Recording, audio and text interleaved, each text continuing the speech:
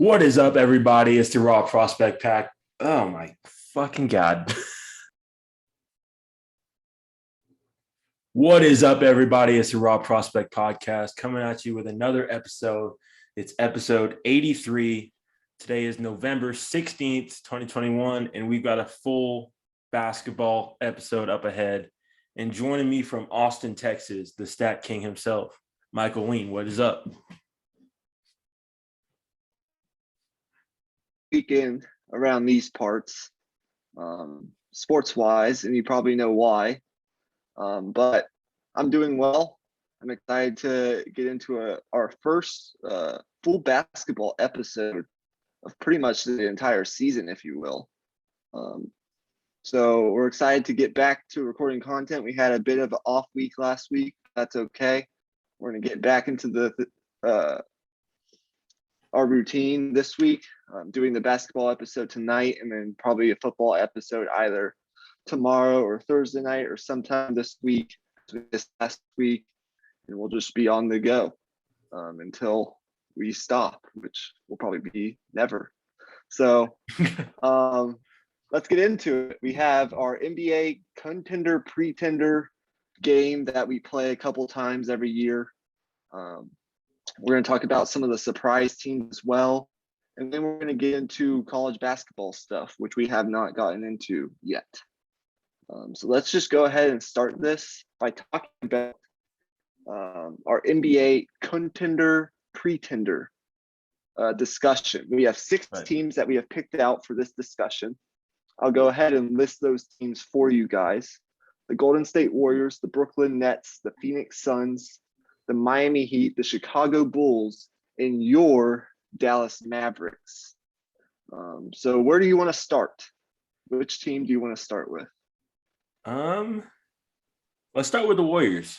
They just played tonight. So yeah, the Warriors, they're sitting at 10-2 right now, and they look fantastic. I mean, you have to give credit to all of the front office, that entire organization, because their roster building over these last couple of years was definitely put into question a couple times, but they let these young players grow into the system. They added a few veterans, specifically guys that can switch on defense, long, lanky wing defenders, Otto Porter, Gary Payton II, all those guys. And things are really clicking now. And they're still waiting on Klay Thompson to come back, which is scary because this team is clicking on all cylinders. And also, the third quarter Warriors are back. They played one of the best teams in the league tonight, the Nets, possibly an NBA Finals preview, and they outscored the Nets 35-18 in the third quarter, which is just classic Warriors. It's been really impressive. For the sake of this discussion, I actually made three sort of tiers. I have contender-ish, basically meaning I think you're a contender, but I still have questions, and then pretender. The Warriors so far, there's no argument. They look like a solidified championship contender. First of all, Steph Curry is doing what Steph Curry does once again, averaging 28 points, second in scoring, right behind Kevin Durant, who we're going to talk about in a little bit, averaging about 7 assists, 6 rebounds. He leads the league once again in three-pointers made per game at this particular juncture, with 5.2 three-pointers made per game, and he's shooting an effective 39% from the field on high volume attempts. So he's doing what Steph Curry does. Secondly, you look at James Wiseman. He's been out. He's coming back sooner than later. That will help them on the interior. And you look at Klay Thompson, who I saw a report a couple of days ago from a reliable source that he is going to, in fact, make his return before or by Christmas time. So those are two really good things that will only make this team better, we think. They rank first in the NBA in defensive efficiency the last time I checked, which was yesterday. Don't think that's changed too much since then. They also lead the NBA in a bunch of other categories, such as net rating. 12.7, they're outscoring their opponents by 12.7 points per 100 possessions. That would be the highest net rating in all the NBA in the last 25 years. And that's without Klay Thompson. They lead the league in three-pointers made per game, made per game. And they also rank second in assists per game. So they're playing that Warriors style basketball, that ball movement, ball sharing, player motion, all of that. And they're doing it effectively and efficiently on offense, shooting about 59.5% true shooting percentage. So everything is going right. And then to add on to all of that, you have Andrew Wiggins averaging about 18 per game. You have Jordan Poole, who's become another part of that Splash Brother equation. He's having a fantastic year. And once Klay Thompson comes back, he'll likely slot into a bench role, like a six-man type role, and that will only help more.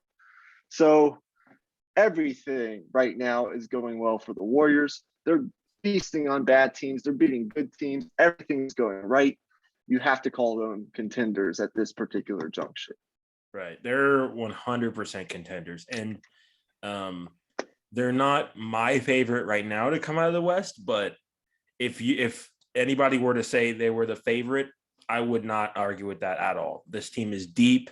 They can shoot, they can defend, and they just have a different level of championship DNA than any other team in the West right now. I mean, right. You could say the Lakers, but that team hasn't been together and it hasn't been established other than LeBron and AD. That team is almost entirely new. So this Warriors team is looking fantastic. Yes, they are. Yeah. The next team I want to talk about is the Brooklyn Nets. What do you think about the Brooklyn Nets so far? Because they played the Warriors tonight. Well, I think their flaws show up when Kevin Durant and James Harden aren't able to hit their shots. And we saw in that third quarter, Kevin Durant went cold, and then all of a sudden, everything broke down for them. This team is extremely reliant on their star players to give them production. I think if Kyrie was there, I think you might be able to get away with it. But since he's not there, it makes things a lot more difficult on Kevin Durant and James Harden. And I like what they've done, bringing in defensive wings, DeAndre Bembry. Who's the other wing they brought in? I believe it was I can't remember his name right now, but they also brought in Patty Mills off the bench. They're gonna be a key player in the East just simply off the fact that they have Kevin Durant and James Harden. That's simply put, but their flaws are there. And I think when it comes down to it, I think these other Eastern Conference teams are going to be able to take advantage of them unless they make some changes. I think the correct classification of Brooklyn right now would be sort of that contender-ish category. That's where I'm at too. We think they're contenders, but we're not 100% sure that they would be able to contend for a championship right now, just because of a bunch of different factors and some flaws that you mentioned that they need to get figured out. But I put them as a contender because I'm kind of projecting them to be a contender. Right. First of all, I said I was going to talk about Kevin Durant. I mean, he's amazing. He leads the NBA in scoring at almost 30 points per game. He's shooting a career high field goal percentage at 58.6%. That's not including what happened tonight, by the way, but I'm sure he was fine. And he's also shooting 64% on 2-point shots at about 14 games. That's by far the highest of his career. So he's been fantastic. He's doing really good things. There's a really good article today in The Ringer about what Kevin Durant has been doing. I encourage y'all, if you are big NBA fans, to go read that. It was really informative, and that's where I got all my stats from for this particular discussion. Anyways, they haven't been terrible defensively. They're actually in the top half of the league defensively, seventh rating or defensive efficiency, whatever you want to call it, according to NBA.com as of yesterday, only allowing about 103 points per 100 possessions. But you mentioned it, the flaws. First of all, James Harden, really slow start. He's slowly rounding back into form, but I need to see him get back to where he was. Because as you mentioned, this team, if they want to win in the playoffs, it's going to be a lot on those two guys. If Kyrie is not playing, it's going to have to be James Harden, Kevin Durant. They're going to have to work well in a 1-2 punch and have the others support them like that. So since November started, over these last 7-8 games, he's been better. He got off to a bad start, was only averaging about 16.5 points on 35% from the field, 33% from three. Nothing like the James Harden we've seen in past years. But since November started, he's gotten a little bit better and continues to get better. He's averaging about 21 points per game now, 10 assists, 7 rebounds, about a steal and a half, 45% from the field and 40% from three since the month of November started. That does not include me, but I still need to see him get back to where he was at a more consistent basis. And also, something that concerns me is they have been a really, really bad fourth quarter offense. And that's not something you expect from a team that has this much firepower. So I need to see a little bit more consistency on that end. And then I need to see James Harden get back to where he was, these past couple of years, which I think he ultimately will at some point. The Kyrie Irving situation, who knows what to think of that? It's not looking like he's going to play anytime soon. So you can't be worried about that. But I think in the end, they will be contenders. If you want to say they're contender-ish right now, that's fine. I won't disagree with you. I won't argue with you. But I'm projecting that they will be at the end of the season. Right. And I think one of the things that I wanted to mention earlier is their bench is a little bit top heavy in a way because their two main scorers off the bench, Patty Mills and LaMarcus Aldridge, they've been shooting at a inhumane clip right now. And I don't know if that's sustainable. Like LaMarcus Aldridge, he's shooting, I believe, 70% from the mid-range right now, which, I mean, he's LaMarcus Aldridge. He's amazing for the mid-range, but I don't know if that's going to sustain itself for a full season. And then Patty Mills, he's been shooting about 50% from three. So, I mean, if they are able to sustain it, then all credit to them. But if it were to like come down to earth a little bit, then where else are you going to get your scoring from off the bench? Right. That's another big question. Next team, we'll dive into the Phoenix Suns. Look, I think the Phoenix Suns are in a similar ilk to what the Brooklyn Nets are at this juncture. I think you call them contender-ish. I wouldn't argue, but I think at the end of the season, they will be in that contender category. Right now, you look, they had a slow start, but they still rank in the top 8 in both offensive efficiency and defensive efficiency. They've been winning, albeit against sort of a lighter schedule, without the likes of DeAndre Ayton the past couple games. So I like that. Obviously, you have questions within the organization. The huge report coming out a couple weeks ago or just over a week ago. Robert Sarver, the owner, all that stuff sort of hangs over in a dark cloud over this team. But I do not believe that veterans like Chris Paul will allow that, and a coach like Monty Williams will allow that to affect this team in the long term.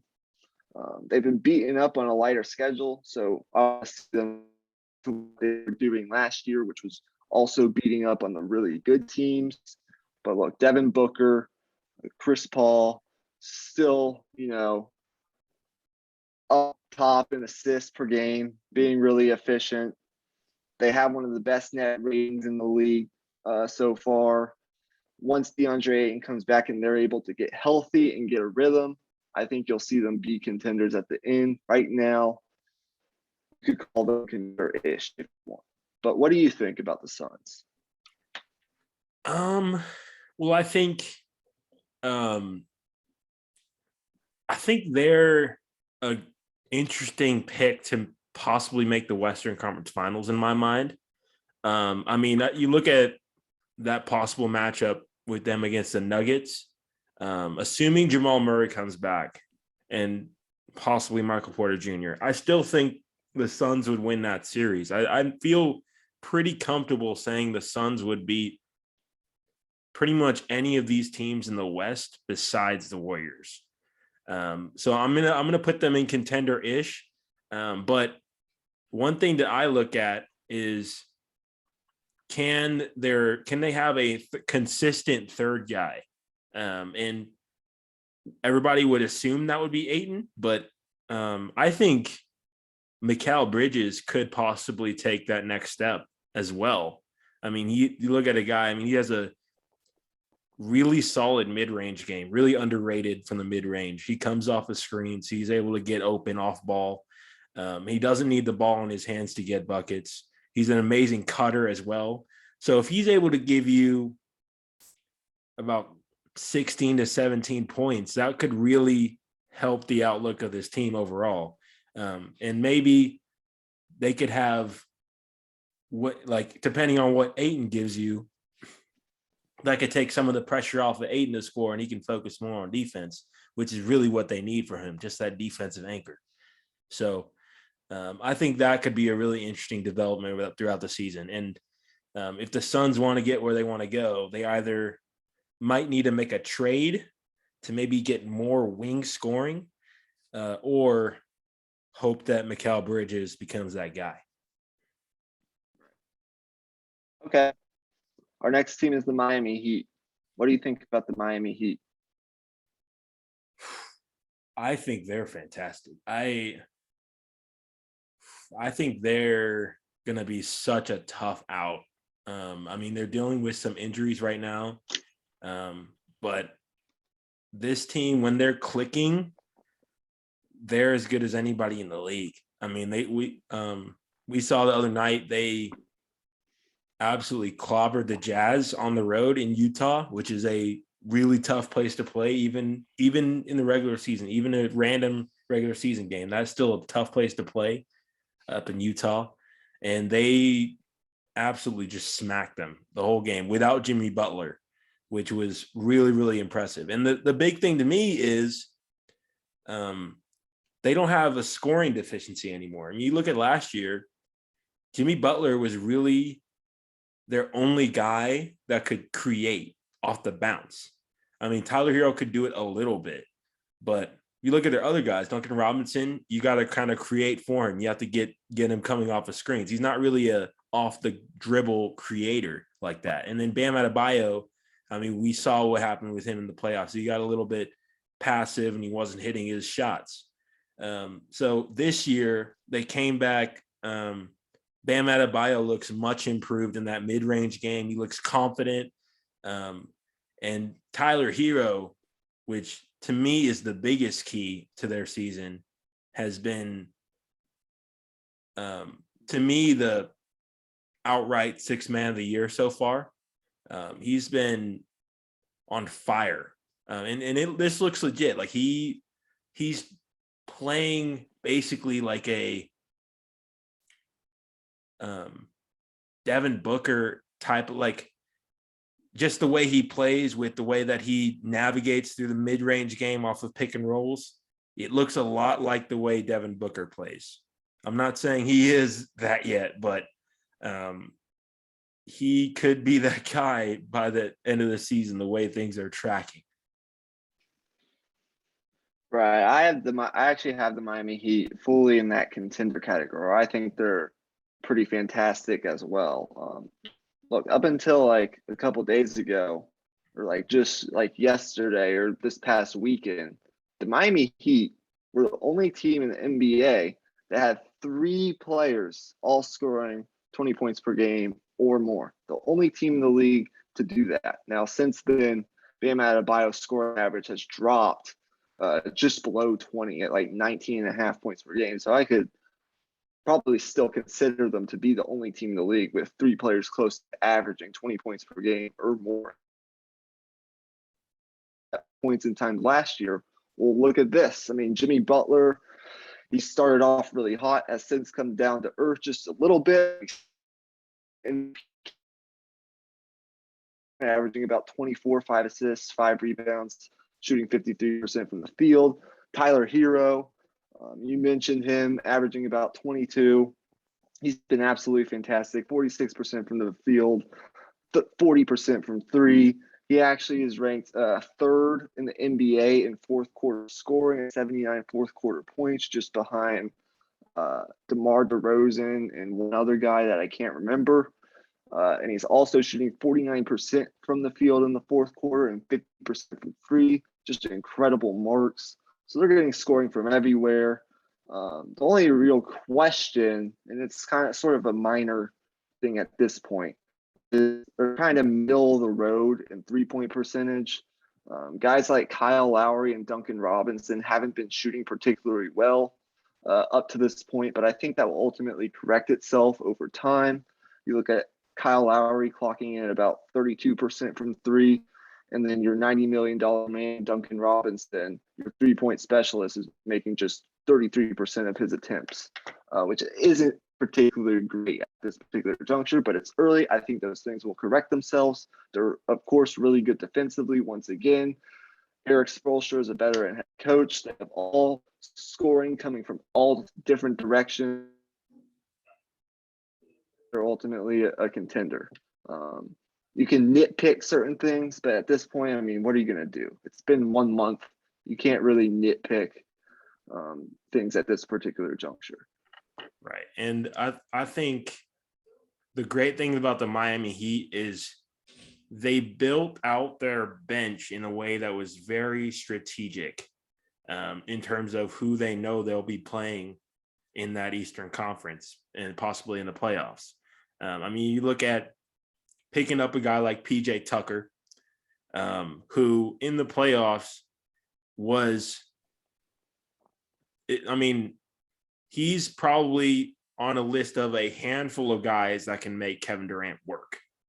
If you watch that Game 7 game, yes, Durant basically dropped 50, but he worked for every single bucket. He was just that good that night. So having a guy like PJ Tucker and just having an extra body that you can throw at him is extremely valuable. And then you look at what they can do to guard Giannis. Overall, I really like their big man rotation. I think Dedmon is still underrated. And Adebayo, he looks stronger this year in the post. I mean, he's still an undersized center, and he's probably not going to be able to handle Giannis one-on-one, obviously. But if they are able to build that wall, I think he can get the job. I think they can get the job done in terms of guarding Giannis.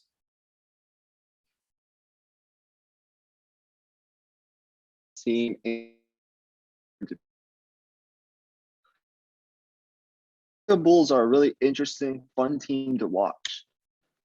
If you look at what they've done to this point, they've got a really good record. They actually had a recent 9-game stretch where they had to face teams like the Warriors and the Jazz and the Celtics, and they went 6-3 over that span. And they played some of those games without Nikola Vucevic and without their forward Patrick Williams. So they've been without some depth, some players here and there, but they've been over to overcome those injuries. Good teams, I would say. DeMar DeRozan and Zach LaVine to this point seem to fit together pretty darn well, actually. They're scoring duo in the entire NBA at this particular juncture at 51 combined points per game.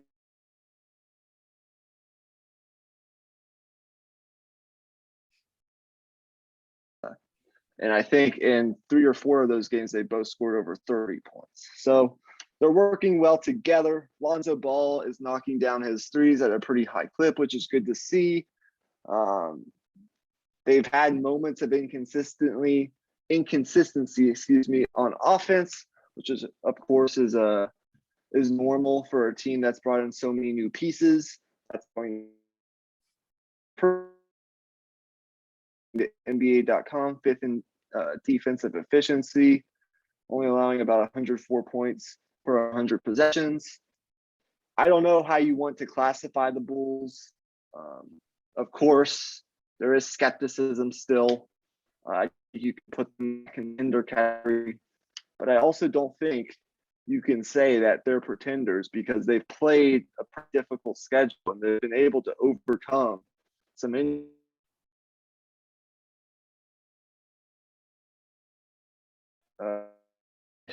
category until I see some more, because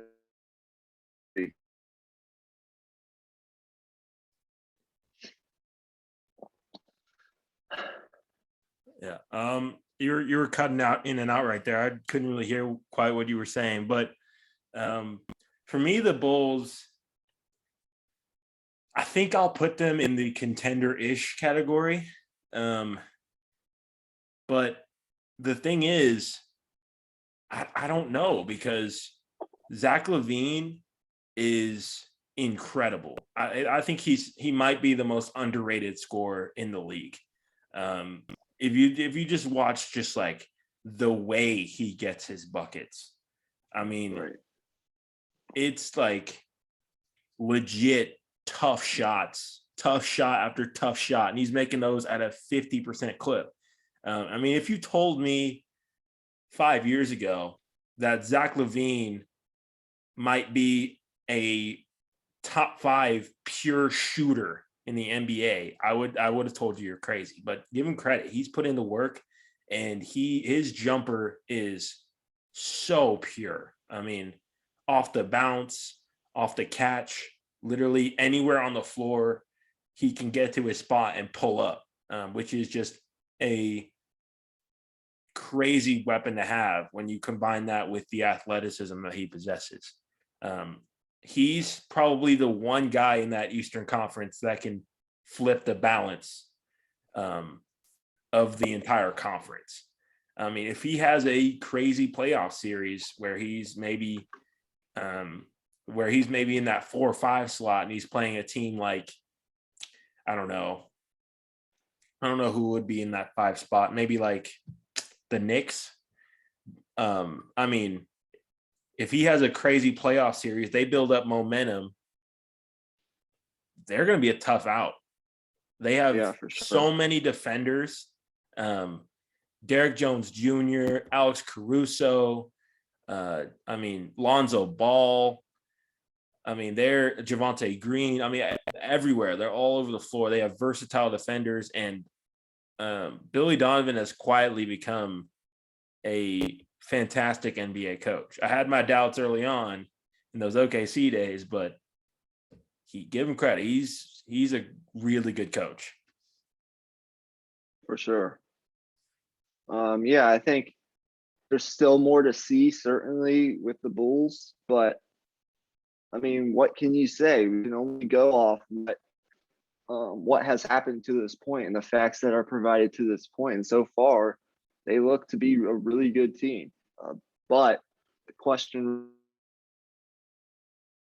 is when you get to April and when you get to the playoffs. So that will remain the question. Once the game slows down, the refs swallow the whistle. What will this team look like? However, DeMar DeRozan looks to be unstoppable at this point. Zach LaVine looks to be unstoppable at this point, and they have everything working together at this juncture. So you put them in that like inter-ish category. wait and see sort of category. Right. And Um, yeah, never mind. Let's move on. the last team that we were going to discuss is the Dallas Mavericks. So go ahead and talk about your Mavericks. Man. Yeah, but the Mavs have been really weird this year. And as a fan, I can't like be all mad about 9-4 record, but you look at where this team is at based on the numbers. I mean, if the numbers are telling you anything, that means we're frauds. But I have seen good things these past couple of games that lead me to believe that we're on our way up in terms of offensive rating and defensive rating. If you look right now, I believe we're 16th in offense, 16th in defensive rating, and 18th in offensive rating. So really uncharacteristic for a Luka Doncic-led team to be that low. But I think early on, Jason Kidd just had to figure out some things in terms of rotations. And I think I like what he's been doing in terms of his adjustments. We saw in these last two games, this Spurs game and this big Nuggets game that we had, our signature win so far this season, we saw Jason Kidd go to the Kristaps Porzingis one big lineup where he's at the center spot. And I think as the year goes along, we're going to really lean into that, because when he's at the center spot and we have 4 wings on the floor is really opened up and we can do a lot of different things offensively. And then in terms of just my outlook on where we're at, just overall, I think I would say Pretenders, just based on what I've seen so far, just because I think these other playoff teams are more established at playing high quality playoff basketball. I think it doesn't help that the Mavericks playoff experience consists of 2 series against the same exact team. So it kind of feels like we didn't get any extra playoff experience. It just feels like we played the same team. It was just a continuation of the prior series. So, right. I feel really good about where Porzingis is at. He's just got to stay healthy. And then Jalen Brunson is playing well. I want to see this whole thing come together. I want to see guys start to hit their shots.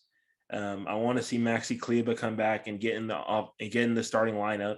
Dwight Powell has been he's not a starter in the NBA. I mean, he's not a bad player, but he's not, at this point in his career, he's not a guy that you want playing 30 minutes. And then Willie Cauley-Stein off the bench, he's giving up 80% at the basket. So this center rotation, when it's not Porzingis, has been really bad. So that's where I think teams will take advantage of us in the paint. Well, I'm going to let you say what you said about the Mavericks. You watched them, you follow them. You're probably, spot on. I think you hit on a lot of good points. I hate to call any team like pretender. It's only about early. Yeah. It's only about an eighth of the way through the season, if that. Well, we are 1/8 of the way, 7th of the way through the season. Still like a 10, 15 game sample size. Still not really enough to tell. Right. However, I want to talk about the good. You talked about some of the not so good. I want to talk about some of the good. You mentioned Kristaps Porzingis. His last 3 to 4 games have been awesome. He's averaging 28 much, 10 rebounds, 55, 50, 90 shooting splits. And the Mavs have won, 5 of their last 6 or something like that. Right. What more of from him moving forward is this type of performance, because if you can combine that with Luka Doncic, then kaboom, you have a real threat in the West. I can't really speak to too much else regarding the Mavericks, other than they've played a relatively easy schedule. That's not their fault. Right. You can't really hold that against them. However, they've been taking care of business. Let's just say that. They've been beating the teams they're supposed to beat, and they should give them credit for that. So we're going to see once this schedule starts to ramp up a little bit, how they match up against some of these better teams in the league. Right. And these next 4 games are going to tell us a lot about the Mavericks. We're playing the Suns on the road twice in a row, and then we play the Clippers twice in a row in Staples. So, and so we're going to learn a lot. Our audience will probably be doing this sort of exercise every 2 or 3 weeks, maybe every month or so. That's typically what we usually do. So come back in a month and we'll tell you more about the Mavericks. But right now, you really can't say much other than they've been taking care of business. We've seen some good things. We've seen some bad things that they need to clean up. But they have a new coach. They've had some stuff to figure out. And I think down the road, we'll be able to have a clearer picture of where they're at, especially after the stretch of games coming up. Right. So that's going to do it for our NBA contender pretender segment. Please give us feedback if you like that segment and want us to continue to do it, or if you have any suggestions on how you think we could make it better and more, I guess, entertaining, if you will, if it wasn't. But let's move on. We're going to do a quick discussion about some of these surprise teams. A 5-7 minute discussion on some of these surprise teams, and then we'll move to our college basketball stuff for the second part of the episode. So, surprise teams. You have the Cavs. The Cavaliers have been really good so far. The Washington Wizards have been really good so far. Who else did I put on that list? The Clippers. The Clippers. They've been hot as of late. So what do you think about, just speak generally to what teams you think maybe could sustain, if any, could sustain the success moving forward? The Wizards, they're just playing solid fundamental basketball, and that wins you a lot of games in the regular season. And we still haven't seen Bradley Beal cook yet, which is pretty interesting. So once we see that, this team could be even better than what they are right now. Then the Cavs, I mean, Evan Mobley has just been unbelievable. The fact that they're able to run a Jared Allen, Evan Mobley, Lauri Markkanen lineup all together at the same time is just crazy to me. That doesn't seem like it would work, but it has worked, and it's interesting to see for sure. And then the Clippers, I mean, really solid defenders all over that team. And then Paul George is playing fantastic right now, definitely in the MVP discussion. And then I think the strength of that team is actually that bench unit. I think that bench unit has been super underrated. I mean, guys like just their role-playing guys like Terrence Mann, Zubats, Luke Kennard, those guys have really stepped up for them. Yeah, it's been interesting. You mentioned the Wizards. They've been the team that's playing hard every night. I think the new energy brought in with the new head coach and all that sort of stuff. Wes Unseld Jr. has done a fantastic job getting them to buy in and play hard every night. They've been fantastic defensively, and that's really what's been winning them games, as you mentioned. This would be understandable if Bradley Beal was just going absolutely ballistic every night, but that's not particularly what's been the case. Because if he does get on a roll here in the near future, then this could get even better for the Wizards. But I do think, do I think they'll continue to win at this clip, at almost a 75% clip? No. However, I do think they can be in that Eastern Conference play-in discussion for sure. So for that, for the Wizards. Now for the Cavaliers, I believe it was just announced today that Evan, best rookie so far, is going to be out for a couple weeks with an injury. That's going to hurt them. We'll see how they're able to cope without him. However, we've seen good things from guys like Darius Garland. Colin Sexton has an injury that's also not great.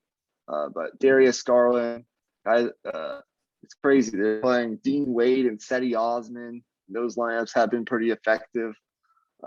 It's been chaos with the Cavaliers. So we'll see if they're able to sustain success without Evan Mobley, but give them credit as well.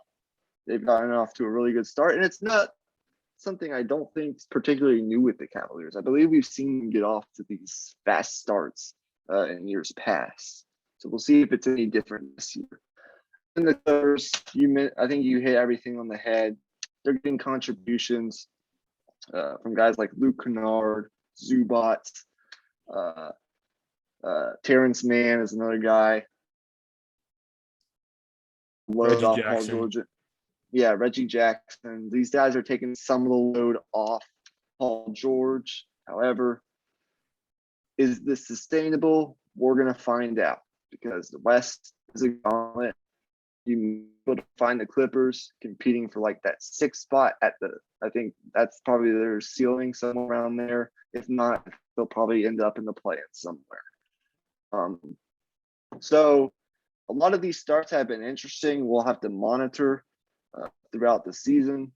And who knows, in 2 weeks, it could be totally. However, we'll be monitoring this throughout the season to see.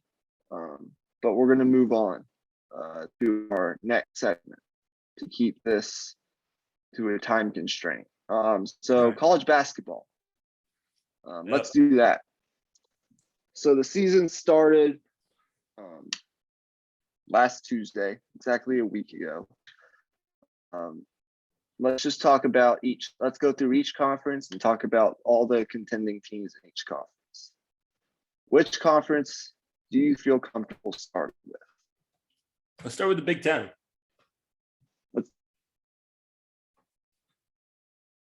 Past couple of years, that has been the best and deepest conference in college basketball.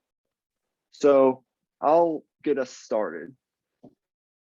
Contenders in the Big Ten this year. Just get straight to the point. Michigan, Purdue. You can put Illinois in that category, although they just lost to Marquette last night. I would say those 3 teams are contender. Even though Illinois lost last night, it's early. Anything that happens in November too seriously because it's the first week of the season and teams are still figuring out their identity. But those 3 teams are the true contenders in the Big Ten to me. Now you have other teams like Ohio State and Michigan that could find themselves there at the end of the season, but they're not there yet. Michigan State has inconsistent guard play, Ohio State as well.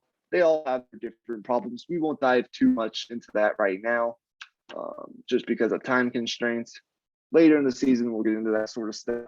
But for right now, it's between Michigan and Purdue, and then Illinois is kind of on the outside looking in. For Michigan, they still have Country and Hunter Dickinson, a name you might remember from last year. Right. I mentioned him a lot last year. I mean, he's one of the best bigs you could find in college basketball. They got one of the best transfers in Devontae Jones, along with a top 5 recruiting class. So lots of talent and a great coach who just got an extension, Juwan Howard. So I think you just donated $40 million of them. I think they have the veteran status. We always talk about experience that you have to have come March Madness and the top end talent to compete for a national championship. Same thing with Purdue. Really big and elite on the interior. Travion Williams, Zach Edey. Those two guys, one of the best big man duos in the entire country. You've seen them in the past be dominant on the inside. This is what they are.